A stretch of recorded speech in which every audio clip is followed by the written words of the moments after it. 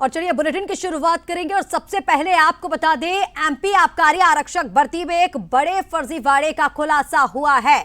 बड़ी खबर आपको बता रहे हैं, 12 अभ्यर्थियों के खिलाफ एफआईआर दर्ज की गई है जिन्होंने सिर्फ 15 मिनट में 100 सवालों के जवाब दे दिए। शुरुआती समय में ये सभी अभ्यर्थी एक्टिव नहीं थे, इनकी हरकतें कुछ अजीब थी, लेकिन आखिरी 15 मिनट में 100 सवालों के एक साथ जवाब दिए। सीसीटीवी और लॉग डेटा से इस मामले का खुलासा हुआ।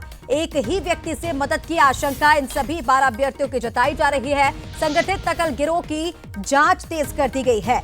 मध्य प्रदेश की आबकारी आरक्षक भर्ती परीक्षा को लेकर के ये बड़े फर्जीवाड़े का खुलासा हुआ। परीक्षा में यह ऐसा मामला सामने आया है जिसने भर्ती बोर्ड और पुलिस प्रशासन के होश उड़ा दिए। 12 अभ्यर्थी जिन्होंने वो कारनामा किया जो मुमकिन ही नहीं था।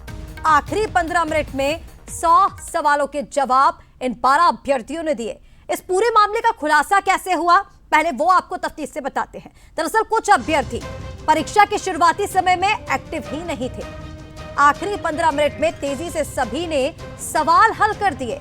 परीक्षा का यह पैटर्न सामान्य नहीं लगा और उसके बाद 15 मिनट में 100 सवालों के जवाब देना शक के दायरे में आ गया। 12 कैंडिडेट्स के रिजल्ट इसके बाद रोक दिए गए और सभी 12 कैंडिडेट्स के खिलाफ एफआईआर भी दर्ज की गई है। हैरान कर देने वाला खुलासा हुआ है।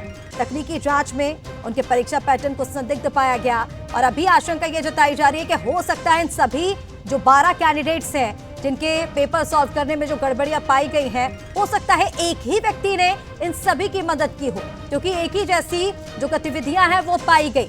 ये सभी 12 कैंडिडेट्स जो एग्जाम दे रहे थे, पहले शुरुआती समय में इन्होंने कुछ भी नहीं किया।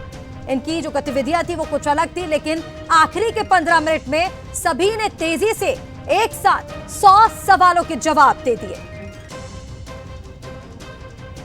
और चलिए इसी पर और ज्यादा अपडेट्स के लिए हमारे साथ भोपाल से सहयोगी सूरज शर्मा लाइव इस वक्त जुड़ रहे हैं।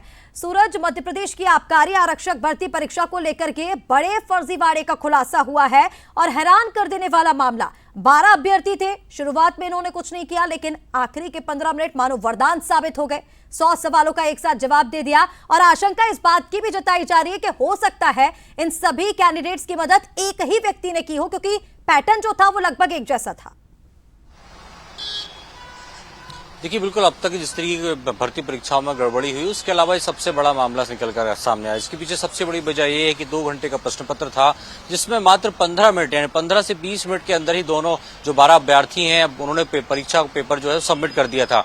इसको लेकर कहीं न कहीं लोगों को सस्पेक्ट नजर आया और ये संदेह के घेरे में आया। उसके बाद जांच भी की गई।